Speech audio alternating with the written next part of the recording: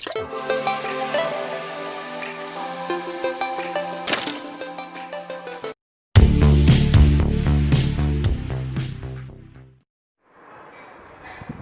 Number સ્વાધ્યાયનો 11મો છે. આપણે કેટલાક એક્ઝામ્પલો બધા જોયેલા છે. ઉદાહરણના સ્વાધ્યાયના રીત પ્રમાણે ચાલે છે. તમને એમ લાગશે કે નંબર બધા આડાઅવળા જ છે. તમારે બધા જ એક્ઝામ્પલ આવી જશે ચોપડીના, કોઈ જ એક્ઝામ્પલ બાકી રહેશે નહીં. હવે સ્વાધ્યાયનો 11મો એક્ઝામ્પલ શું છે? 0.5 ઓહ્મના આંતરિક અવરોધ અને 8 વોલ્ટ EMF ધરાવતા સંગ્રાહક કોષને 0.5 ઓહ્મનો શું છે? આંતરિક અવરોધ અને 8 વોલ્ટ એનું શું છે? EMF ધરાવતા સંગ્રાહક કોષને ચાર્જ કરવા માટે તેને 120 વોલ્ટના DC સપ્લાય સાથે કરવાનું શું છે? અહીંયા આગળ ધારો કે એક DC સપ્લાય કેટલા વોલ્ટનો? 120 વોલ્ટનો DC સપ્લાય, એને V વડે દર્શાવીએ. આ ધારો કે પ્લસ છેડો, આ ધારો કે માઇનસ છેડો.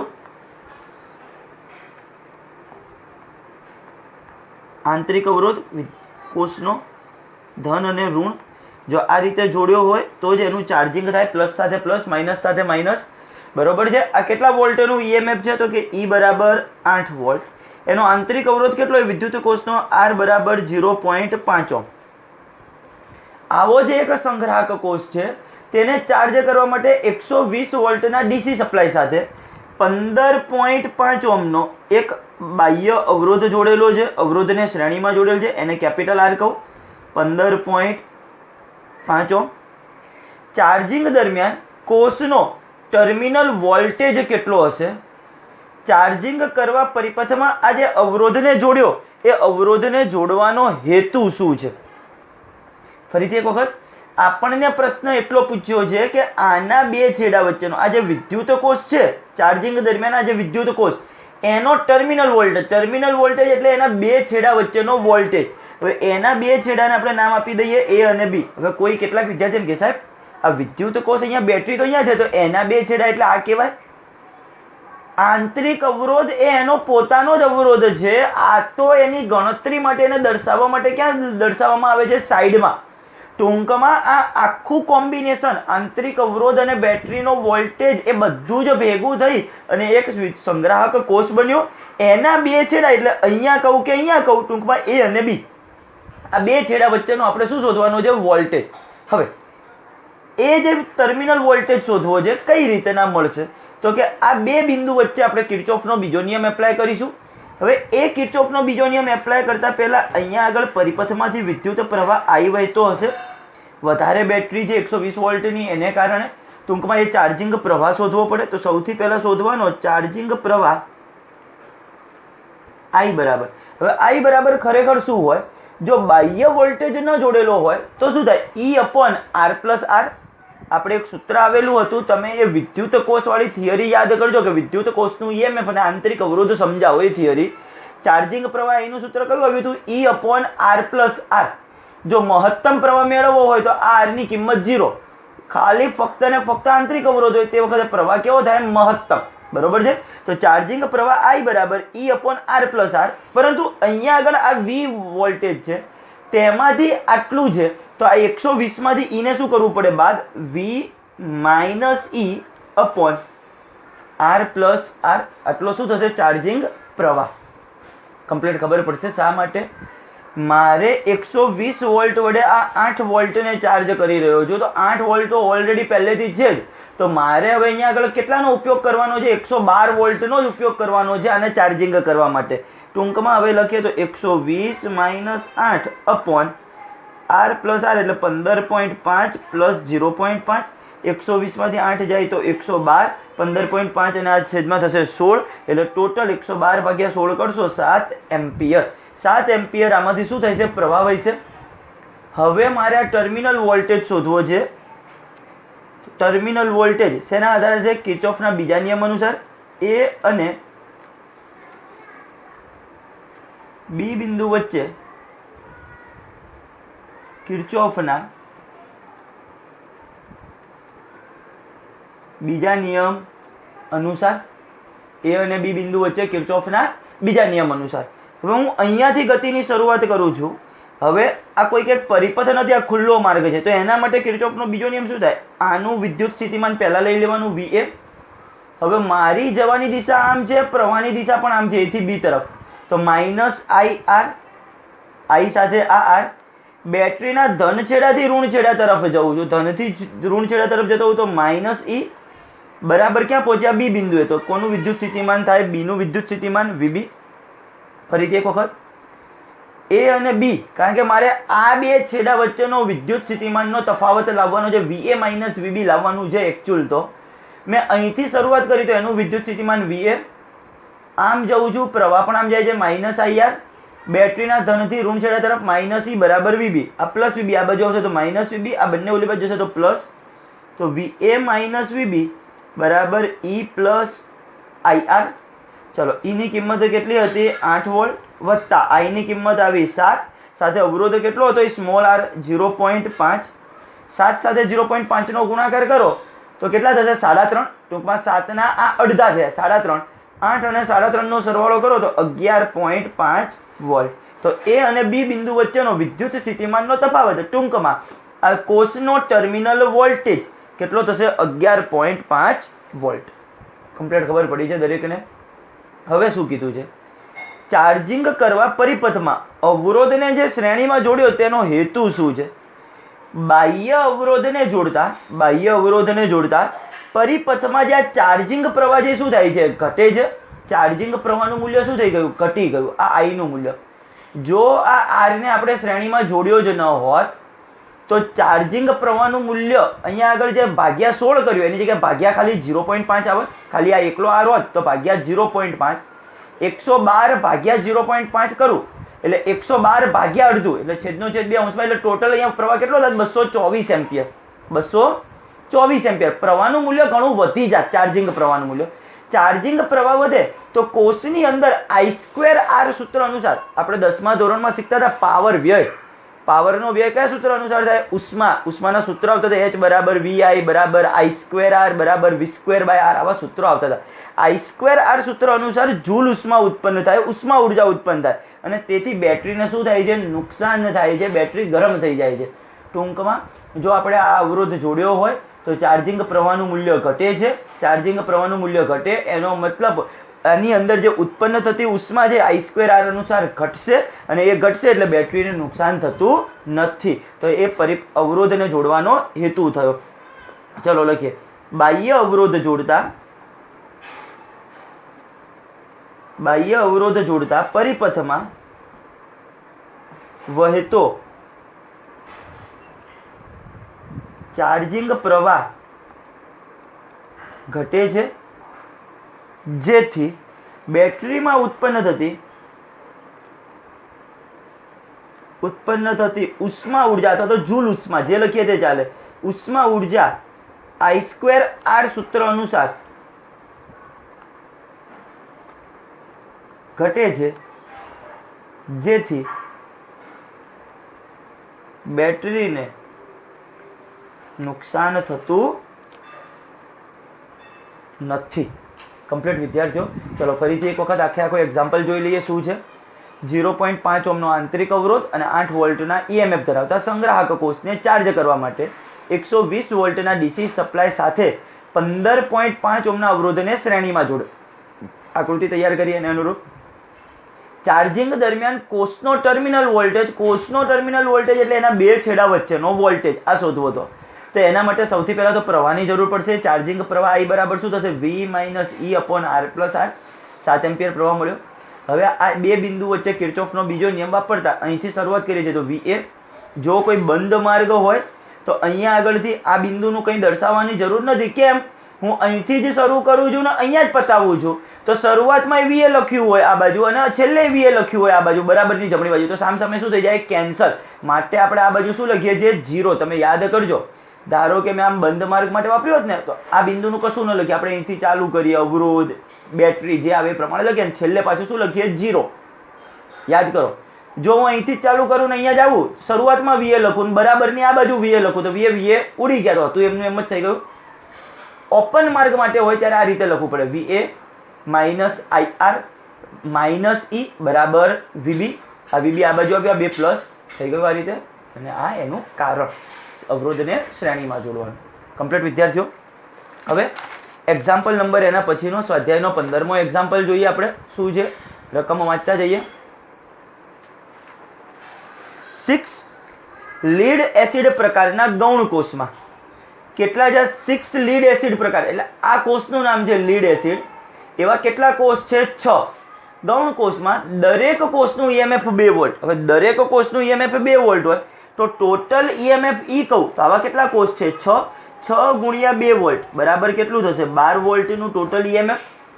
ટોટલ આંતરિક અવરોધ કેટલો થાય? 6 ગુણ્યા દરેકનો 0.015 ઓહ્મ છે એવો 6 એટલે ટોટલ 15 છંક 90. 90 એટલે અહીંયા આગળ 90 લખો એટલે 0.09 થશે.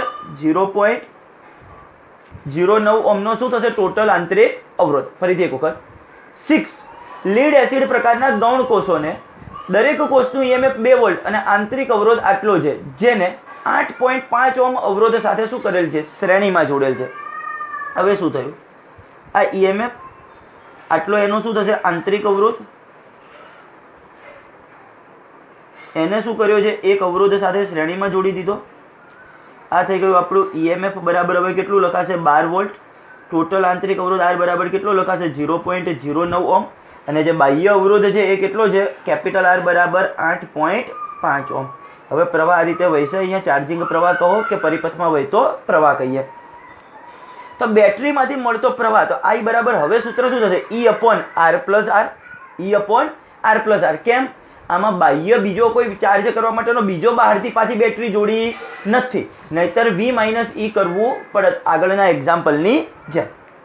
Terminal voltage. ટર્મિનલ વોલ્ટેજનું સૂત્ર શું હતું? V બરાબર, હવે આના બે છેડા વચ્ચેનો ટર્મિનલ વોલ્ટેજ શોધો તો V બરાબર શું? E minus IR. V બરાબર E માઇનસ IR. અથવા અહીંયા આગળ A અને B લખો તો પણ ચાલે, એ રીતે થશે. ચલો સૌથી પહેલા તો લખીએ પ્રવાહ I બરાબર E upon R plus R. ની કિંમત 12, આરની કિંમત 8.5, આની કિંમત 0.09. ટોટલ કેટલું થશે? ભાગાકાર કરશો એટલે 1.39 એમ્પિયર. આટલો પ્રવાહ મળી ગયો તમને.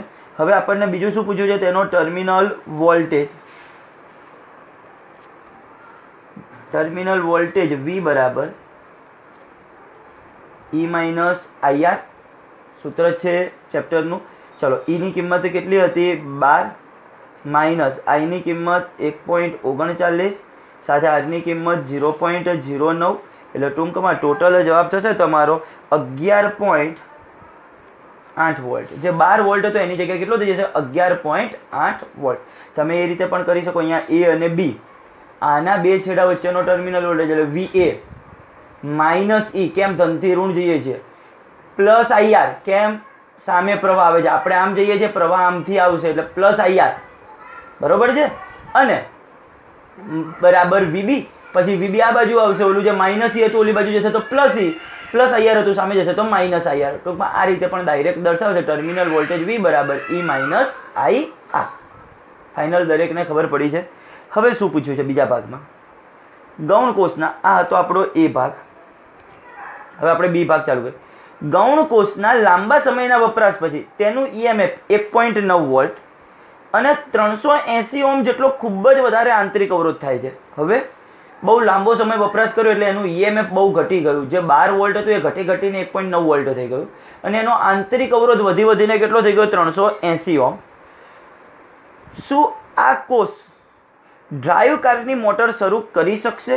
હવે કરવાનું શું છે આની અંદર? E બરાબર હવે આપ્યું છે 1.9 વોલ્ટ. આંતરિક અવરોધ R આપેલો છે આપણને 380 ઓહ્મ. આપણે એનો પ્રવાહ શોધી નાખીએ. I મેક્સિમમ કે આમાંથી વધારેમાં વધારે કેટલો પ્રવાહ વહેશે. જો આપણે આ બાહ્ય અવરોધ નહીં જોડ્યો હોય તો એ વખતનો પ્રવાહ કેવો હશે? સૌથી મહત્તમ E/R. આપણે આગળ પણ હમણાં આ એક્ઝામ્પલમાં અહીંયા આગળ જોયું કે જો આ અવરોધ ન જોડ્યો હોત તો પરિપથના પ્રવાહનું મૂલ્ય કેવું થઈ જાય? ઘણું વધી જાય. 224 એમ્પિયર થતું હતું. બસ એવી જ રીતે અહીંયાથી મહત્તમમાં મહત્તમ પ્રવાહ I મેક્સિમમ બરાબર કેટલો પસાર થાય? E upon R. 1.9 ભાગ્યા 380. કમ્પ્લીટ ખબર પડે છે. હવે આ 1.9 ને હું શું લખી શકું? 19/10. 19/10. હવે 19 દુ પાછું 38 એટલે 19 વડે 2 વડે ભાગ ચાલે અહીંયા આગળ એટલે અહીંયા આગળ 20 થાય. ટોટલ 19 વડે ભાગ ચલાવે એટલે અહીંયા કેટલા થાય 20 ગુણ્યા 10 200 1 ભાગ્યા 2 એટલે 0.5 તમે ટોટલ ભાગાકાર કરો તો તમારો જવાબ આવશે 0.005 ટૂંકમાં એવું કહી શકાય આને જો 10⁻³ ઘાત લખું 5 ગુણ્યા 10⁻³ ઘાત એમ્પિયર ટૂંકમાં લખું 5 મિલી એમ્પિયર ટૂંકમાં જ્યારે ઈએમએફ આટલું બધું ઘટી જાય આંતરિક અવરોધ ઘણો બધો વધી જાય ત્યારે એ પરિપથમાંથી મહત્તમમાં મહત્તમ પણ 5 મિલી એમ્પિયરનો જ પ્રવાહ પસાર થવાનો છે કારને ચાલુ કરવા માટે 100 એમ્પિયરના ક્રમના પ્રવાહની જરૂર પડે છે કારને ચાલુ કરવા માટે શેની જરૂર પડે 100 એમ્પિયરના ક્રમના પ્રવાહની જરૂર પડે છે આથી આ બેટરી વડે કાર ચાલુ કરી શકાય નહીં કમ્પ્લીટ દરેક વિદ્યાર્થીને ખ્યાલ આવશે કઈ રીતના આ એક્ઝામ્પલ કર્યો બોર્ડ એક્ઝામ્સ માટે જેટલા લોકોને મેથ્સ એ ગ્રુપ છે ખાસ આ દરેક એક્ઝામ્પલ તૈયાર કરવાના હા કદાચ હું એવું નથી કહેતો કે બાયોલોજીવાળાએ નથી કરવાના તો છે જ બોર્ડ એક્ઝામ તો એમને પણ આપવાની છે પણ કદાચ રેર કેસમાં એકાદ એક્ઝામ્પલ થોડો ઘણો બાય મિસ્ટેક રહી જાય તો ચાલે કારણ કે એમના માટે નીટ એ વધારે પ્રેફરન્સ વધારે ઇમ્પોર્ટન્ટ છે બરોબર છે પણ તેમ છતાં આ પણ એટલું જ અગત્યનું હવે સ્વાધ્યાયનો અત્યારે એક્ઝામ્પલ નંબર 18 ચાલુ કરીએ કઈ રીતના છે બીજું કદાચ હું તો બોર્ડ એક્ઝામ્સવાળા દરેક બાયોલોજીવાળાને પણ ખાસ પ્રિફર કરું છું આ બધું જ એનું એક રીઝન છે કે તમે જ્યારે હવે નીટ આપશો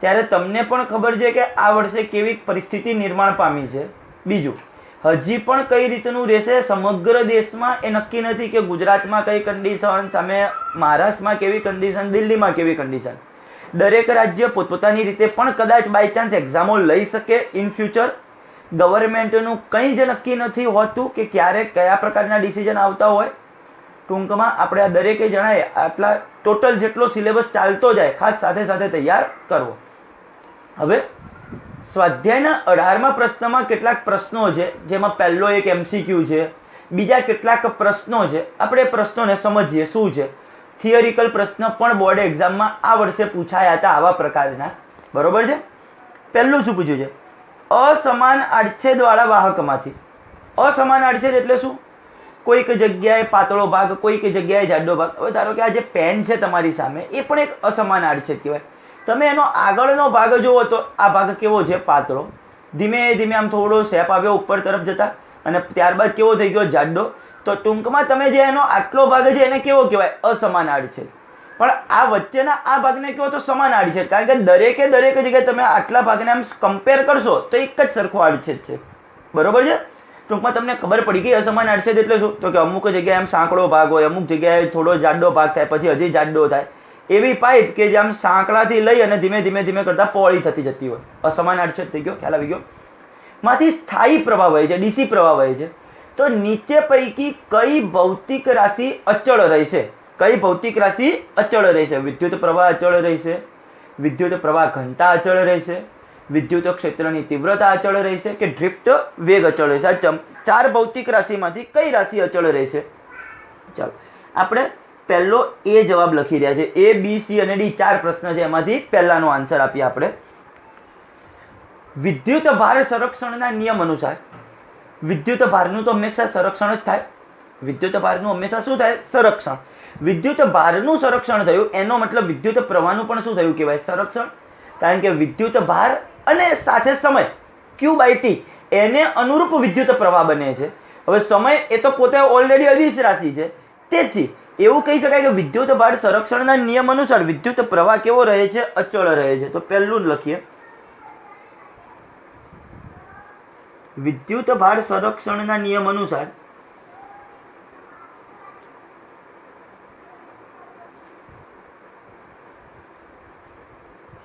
વિદ્યુત પ્રવાહ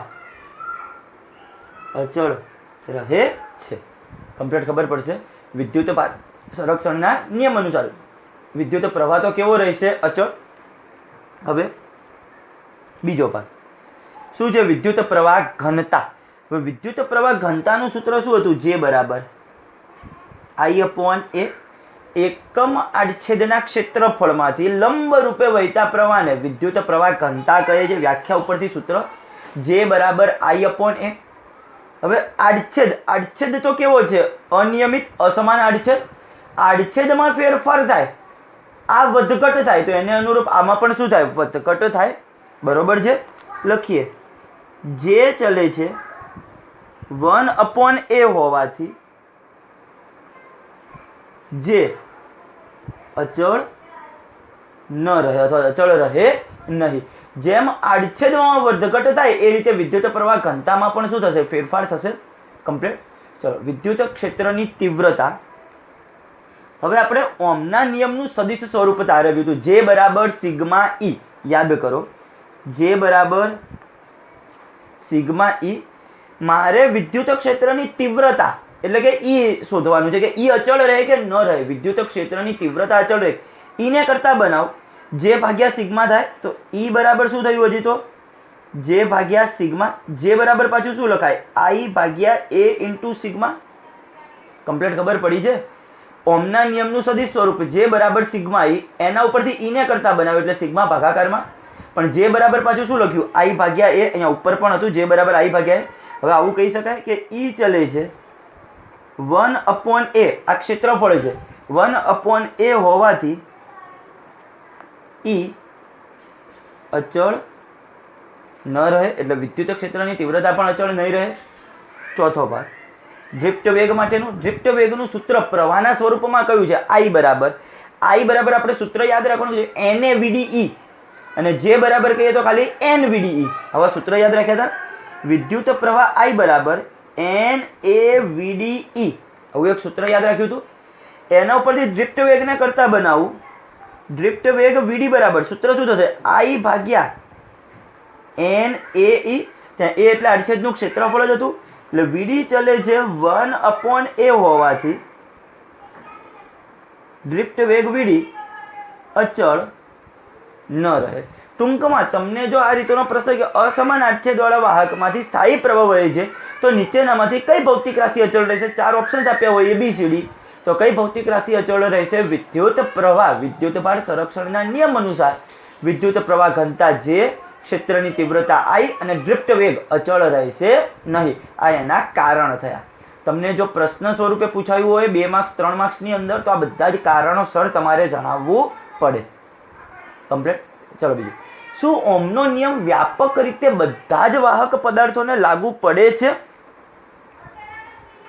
જો ના, તો યોગ્ય ઉદાહરણ આપો. ઓહમનો નિયમ એ કુદરતનો કોઈ મૂળભૂત સિદ્ધાંત નથી. કુદરતનો વિદ્યુત ભાર સંરક્ષણના નિયમ, વેગમાન સંરક્ષણનો નિયમ એવો કોઈ નિયમ નથી. તેથી બધા જ વાહક પદાર્થોને લાગુ પડતો નથી. ઓહમનો નિયમ કુદરતનો મૂળભૂત સિદ્ધાંત નથી. તે બધા જ વાહકોને લાગુ પડતો નથી. સેમિકન્ડક્ટર રચનાઓ જેવી કે ડાયોડ, ટ્રાયોડ, ટ્રાન્ઝિસ્ટર વગેરેને ઓહમનો નિયમ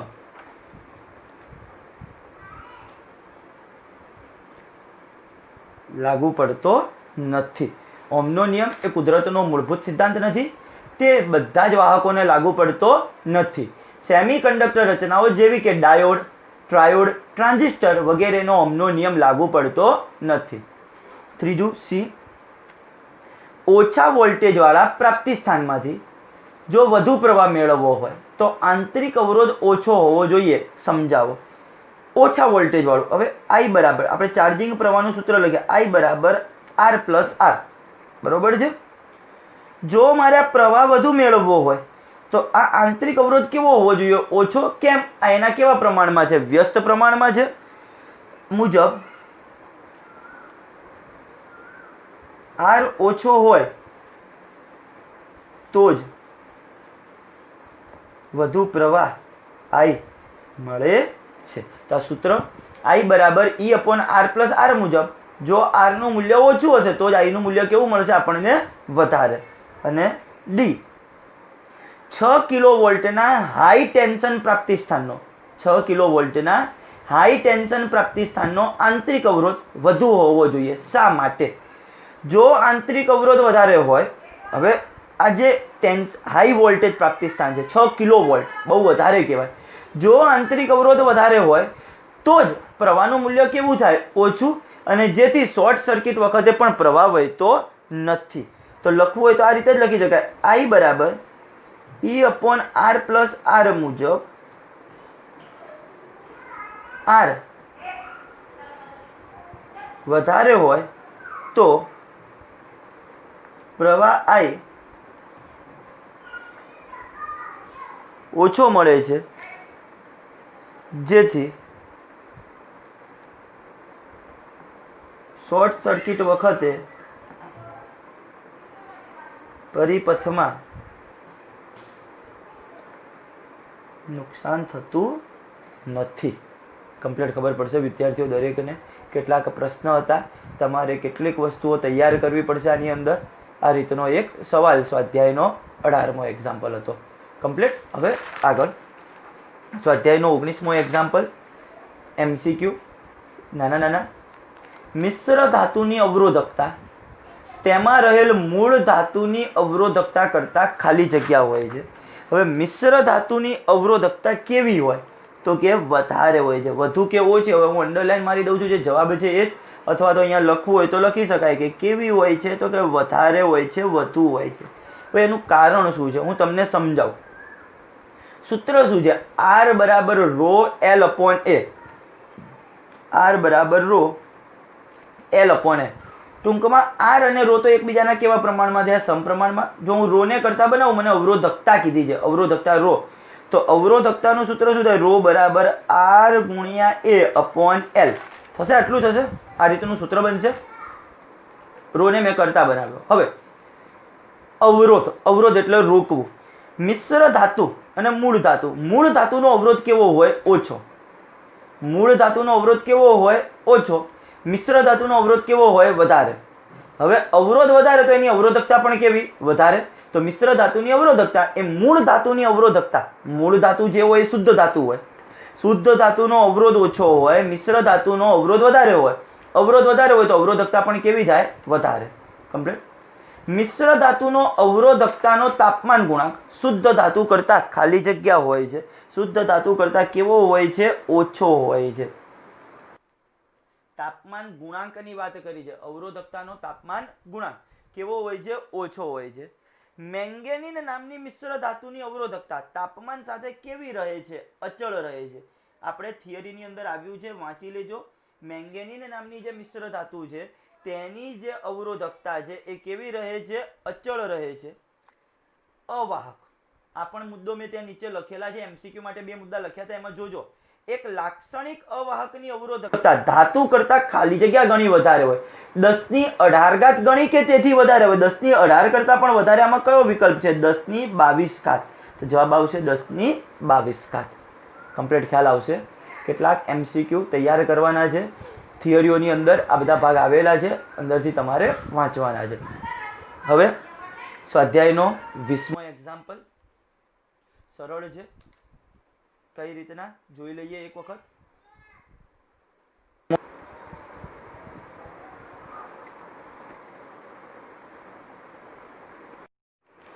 હવે એક્ઝામ્પલ નંબર 20. R અવરોધવાળા N અવરોધોને મહત્તમ અને લઘુત્તમ અવરોધ મેળવવા કેવી રીતે જોડશો? દરેકનો અવરોધ કેટલો છે? Capital R. એવા કેટલા અવરોધ છે આપણી પાસે? N અવરોધ. મહત્તમ અને લઘુત્તમ અવરોધ મેળવવા તેમને કેવી રીતે જોડશો? તો મહત્તમ અવરોધ માટે કેવી રીતે જોડવા પડે? શ્રેણીમાં. તો શ્રેણીમાં જોડતા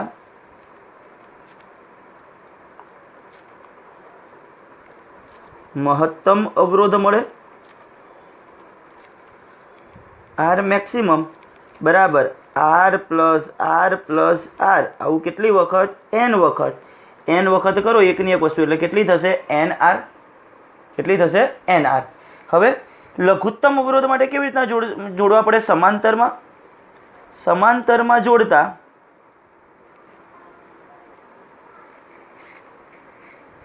લઘુત્તમ અવરોધ મળે, જે R મિનિમમ મળશે એ કેટલો મળશે? R ભાગ્યા N જેટલો, R ભાગ્યા N જેટલો. કમ્પ્લીટ. શ્રેણીમાં જોડીએ તો મહત્તમ NR, સમાંતરમાં જોડીએ તો મિનિમમ મળે R ભાગ્યા N. તમને યાદ હોય તો આવું કેપેસિટરમાં પણ હતું. કેપેસિટરને જો તમે શ્રેણીમાં જોડો તો લઘુત્તમ કેપેસિટન્સ થાય C ભાગ્યા N, અને સમાંતરમાં જોડો તો મહત્તમ થાય કેપેસિટન્સમાં NC. આની અંદર ઊંધું છે, શ્રેણીમાં NR અને આમાં R ભાગ્યા N. હવે R મેક્સિમમ જેમ R મિનિમમ, એટલે આ બંનેનો ભાગાકાર પણ શોધવાનો છે. R maximum upon R minimum. R maximum કેટલું હતું? NR. આની વેલ્યુ કેટલી છે? R ભાગ્યા N. છેદનો છેદ એને અંશમાં RR ઉડી જશે એટલે જવાબ કેટલો આવશે? N². તો બંનેનો ભાગાકાર થશે R maximum upon R minimum બરાબર N². સ્વાધ્યાયના 20મા એક્ઝામ્પલમાં ટોટલ 3 એક્ઝામ્પલ છે. પહેલો એક MCQ થયો.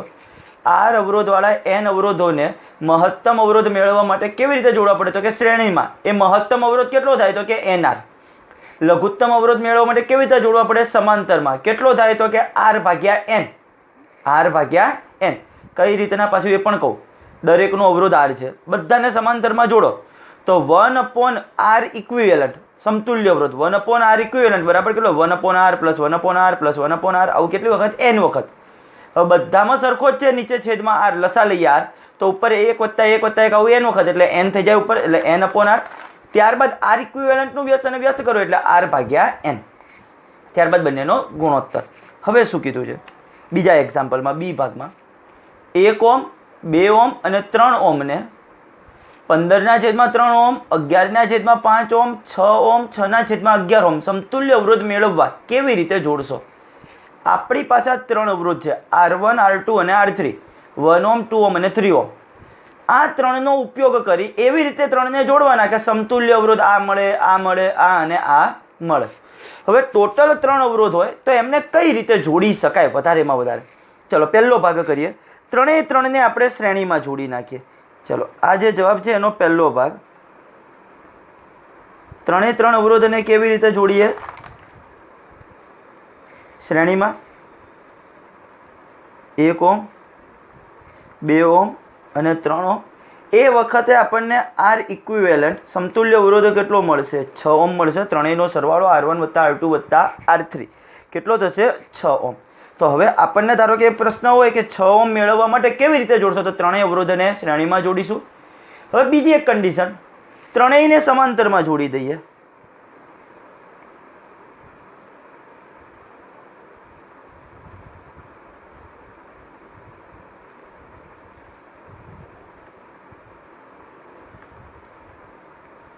એક ઓહ્મ, 2 ઓહ્મ અને 3 ઓહ્મ.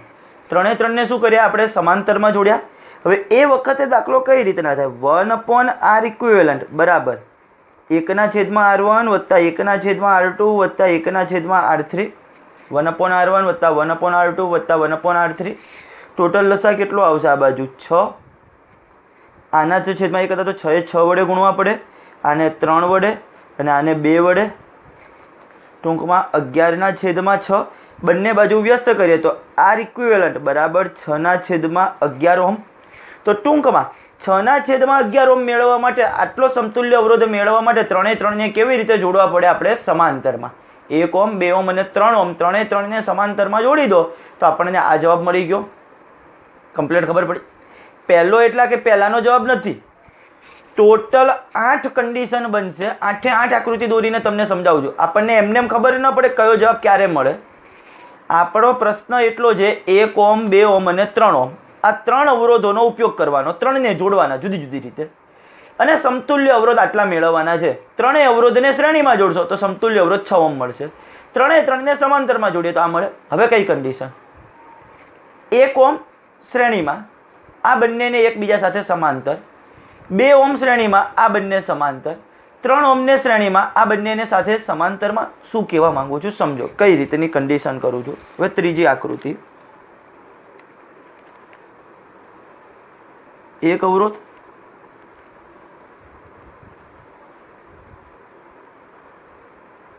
બીજા બે અવરોધ એની સાથે કેવી રીતના આવી ગયા સમાંતરમાં, આ રીતની એક કન્ડિશન બની. ચલો આ 1 ઓમ 2 ઓમ અને 3 ઓમ, આના માટે આપણે આર ઇક્વિવેલન્ટ શોધીએ. હવે આમ જોવા જાવ તો આ બંનેનું તો શ્રેણી જોડાણ, પણ આ શ્રેણી જોડાણ માટે હવે હું આર ઇક્વિવેલન્ટ કહું, આપણે તમે એક એક્ઝામ્પલમાં આવું શીખ્યા હતા, બંને સમાંતરમાં હોય તો એનું સમતુલ્ય કેટલું થાય, R1 R2 upon R1 plus R2. એટલે બીજું જે જવાબ આવે એ તો આની સાથે શ્રેણીમાં છે, એટલે સરવાળો તો 1 વત્તા R1 R2 upon R1 plus R2. ખબર પડી છે મેં શું કર્યું આની અંદર? આ બંનેના સમાંતરનો જવાબ થયો R1 R2 upon R1 plus R2, એટલે એની જગ્યાએ કોઈ એક થશે.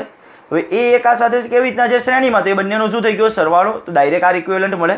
ચાલો કઈ રીતના 1 વત્તા આ કેટલા થયા 6/5, જો 5 લસા લઉં તો 5 અહીંયા ગુણાકારમાં, એટલે 5 વત્તા 6 11/5 ઓમ. અહીંયા આપણને આપ્યું છે તો કે હા 11/5 ઓમ. એ મેળવવો તો કઈ રીતના, આને શ્રેણીમાં, આ બંનેનું કેવું જોડાણ, સમાંતર જોડાણ. હવે આપણે જુદી કન્ડિશન કરીએ. ચલો ચોથી, હવે શું કરીએ, 1 ઓમ અને 3 ઓમને સમાંતરમાં લઈ લઈએ અને 2 ઓમ એની સાથે શ્રેણીમાં મૂકીએ.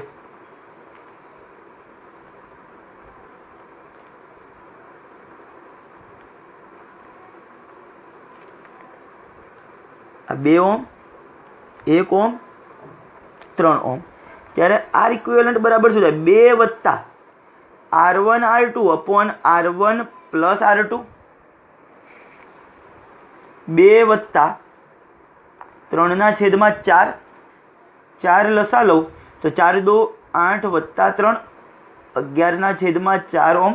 જો ઓપ્શન્સમાં આપ્યું હોય કે 11/4 ઓમ કેવી રીતના મળશે, તો આ રીતનું કહેવાય કે 2 ઓમ સાથે આ રીતનું જોડાણ થાય, આ આકૃતિ હોય તો આટલો મળશે. નંબર 5, હવે શું કરીશું, અહીંયા આગળ 3 ઓમ,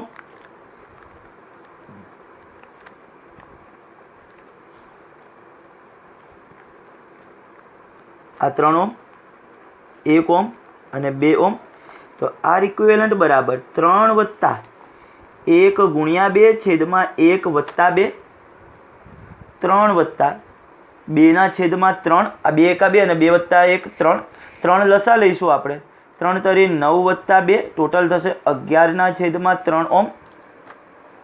કમ્પ્લીટ ખબર પડી છે વિદ્યાર્થીઓ કઈ રીતના આ જવાબો આવી રહ્યા છે.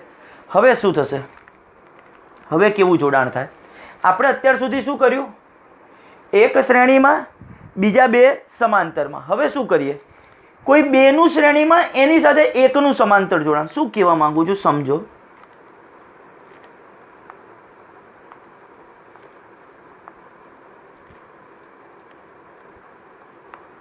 આ રીતનું જોડાણ થઈ શકે. આ ધારો કે 1 ઓમ 2 ઓમ અને અહીંયા આગળ 3 ઓમ. પછી શું કરીશું, 1 અને 3 અને નીચે 2, અને પછી અહીંયા આગળ 2 અને 3 અને નીચે 1 ઓમ. આ રીતનું પણ જોડાણ થઈ શકે આ 3 અવરોધની મદદથી. 3 અવરોધની મદદથી આટલા જ જોડાણ થઈ શકે. ટોટલ 8 જોડાણ થઈ શકે 3 અવરોધની. પહેલાં તો પહેલામાં 3 3 ને શ્રેણીમાં, બીજામાં 3 3 ને સમાંતરમાં. હવે શું કર્યું, એક શ્રેણીમાં બીજા બે સમાંતર, એક શ્રેણી બીજા બે સમાંતર, એટલે આ પ્રકારનું જોડાણ થયું. હવે શું થાય, બે શ્રેણીમાં અને એક નીચે સમાંતરમાં. હવે આનું આર ઇક્વિવેલન્ટ કેવી રીતના થાય તમે ટૂંકમાં જુઓ. આ બે તો શ્રેણીમાં એટલે 3, એ 3નું આ 3 સાથે કેવું થયું, સમાંતર જોડાણ. તો અહીંયા ટોટલ હવે આની જગ્યાએ 3 જ વિચારવાનું, આપણા મગજથી વિચારવાનું છે ડાયરેક્ટ જ, કે આનું સમતુલ્ય 3 થયું, એ 3નું 3. હવે સમાંતર હોય તો આ રીતનું થાય, R1 R2 upon R1 plus R2. આ પણ 3, આ પણ 3. ચાલો ઉપર થશે 9/6, 3 વડે ભાગ ચાલે, 3 તરી 9, 3 2 6, તો 3/2 ઓમ. વી ડબલ આઈ કહીએ. તો હવે કઈ રીતનું અહીંયા જોડાણ કરીશું, ઉપર 2 અવરોધ, નીચે 1 અવરોધ. હવે અહીંયા આગળ 1 ઓમ અને 3 ઓમને લઈશું, અને નીચે કેટલા ઓમને લઈશું, 2 ઓમને. તો એ વખતે આર ઇક્વિવેલન્ટ બરાબર શું થાય, આ ટોટલ 4 થયું, 4નું 2 સાથે સમાંતર જોડાણ, એટલે R1 R2 upon R1 plus R2. 4 2 8 છેદમાં 6, ભાગ ચાલશે 2 વડે, 4/3 ઓમ. અને છેલ્લું વી ટ્રિપલ આઈ કહીએ. તો હવે કઈ રીતના લખીશું એને,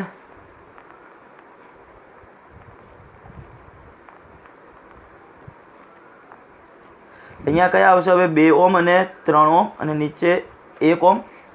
આર ઇક્વિવેલન્ટ આ ટોટલ કેટલા છે? 5. 5નું એક સાથે સમાંતર 5 ગુણ્યા 1 છેદમાં 5 વત્તા 1 5ના છેદમાં 6 ઓમ. તો હવે આપણે દરેક સમતુલ્ય અવરોધ આપણે મેળવી લીધા જુદી જુદી કન્ડિશનોને આધારે. આપણો હવે બીજું સાહેબ તો ડાયરેક્ટ કઈ રીતે નાખવાનું? ડાયરેક્ટ આનો ક્યારેય જવાબ શક્ય બને નહીં. એવું નથી કે સીધો જ આ જવાબ મળે. તમારે આ રીતે 8 8 આકૃતિઓ દોરવી પડે અને એને આધારે જ તમે કહી શકશો કે ક્યારે કયો જવાબ તમને મળશે. તો 6 ઓમ માટે 3 3 ને શ્રેણીમાં, 6ના છેદમાં 11 માટે 3 3 ને સમાંતરમાં, 11ના છેદમાં 5 માટે 11ના છેદમાં 5 માટે આવું જોડાણ અને 15ના છેદમાં 3. હવે ક્યાંક રકમની અંદર ભૂલ છે. 15ના છેદમાં 3 તો ક્યાંય મળતું નથી. હવે એ રકમની અંદર ભૂલ હોઈ શકે. 15ના છેદમાં 3ની જગ્યાએ કદાચ બીજો કંઈક વિકલ્પ હોઈ શકે. બરોબર છે, એ ચેક કરવું પડે. ટૂંકમાં આ રીતના એના જવાબ મળશે. કમ્પ્લીટ વિદ્યાર્થીઓ અહીંયા સુધી ખ્યાલ આવશે. હવે એ જ જે દાખલો છે સ્વાધ્યાયનો 20મો, એમાં આપણે એ ભાગ ગણ્યો, આ બી ભાગ ગણ્યો. હવે સી ભાગ. આકૃતિમાં દર્શાવેલા પરિપથના સમતુલ્ય અવરોધ શોધો. 2 પરિપથ આપેલા છે, 1 અને 2. ચલો પહેલો પરિપથ જુઓ. પહેલા પરિપથમાં જુઓ તો આ 2 અવરોધ. હું ધારો કે ચલો આપણે સમતુલ્ય અવરોધ શોધવો હોય એટલે આ 2 બિંદુ વચ્ચે બેટરીનું જોડાણ કરી દઈએ એટલે પ્રવાહ અહીંથી વહેવાનો શરૂ થશે. જેવો અહીંયા પ્રવાહ પહોંચ્યો એટલે અહીંયા પહોંચે એટલે 2 ભાગમાં, અહીંયા અને અહીંયા. અહીંયા તો પ્રવાહને વહેવાનો એક જ રસ્તો છે. તો એનો મતલબ આ 2 કેવા થયા? શ્રેણીમાં. આ 2 શ્રેણીમાં, આ 2 શ્રેણીમાં. પણ એ બંનેનું પાછું કેવું જોડાણ? સમાંતર જોડાણ. શ્રેણીમાં હોય તો 1 અને 1 2 અને આ 2 ને 2 4. એટલે ટૂંકમાં હવે આનું જોડાણ કઈ રીતના થશે? આ પહેલો દાખલો હવે કરીએ આપણે આનો.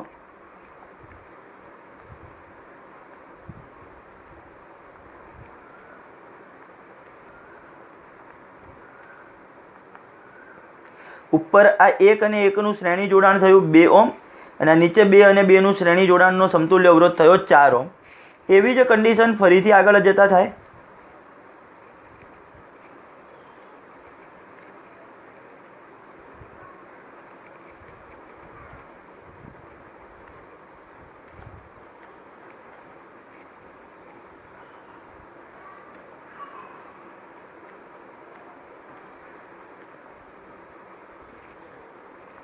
બે ઓમ 4 ઓમ 2 ઓમ 4 ઓમ 2 ઓમ 4 ઓમ. આ 1 અને 1 2, આ 2 ને 2 4. એ બંનેનું પાછું સમાંતર જોડાણ થઈ ગયું. પ્રવાહ અહીંયાથી જાય, અહીંથી જાય. આગળ જતાં ફરીથી 2 4 2 4 2 4. હવે અહીંયા એક જ જગ્યાએ કે આમ દર્શાવાય નહીં એટલે વચ્ચે આ રીતે વાહક તાર જોડ્યા. કમ્પ્લીટ ખબર પડી છે કઈ રીતના. હવે આ 2 અને 4 કેવા પ્રકારના જોડાણમાં છે? સમાંતર. 2 અને 4ના સમાંતર જોડાણનો સમતુલ્ય અવરોધ R1 R2 upon R1 plus R2 R1 R2 upon R1 plus R2 ને આધારે 2 ગુણ્યા 4 છેદમાં 2 પ્લસ 4 એટલે 8ના છેદમાં 6. 8ના છેદમાં 6 એટલે કેટલા થશે? 4ના છેદમાં 3. તો આનો સમતુલ્ય અવરોધ થશે 4ના છેદમાં 3.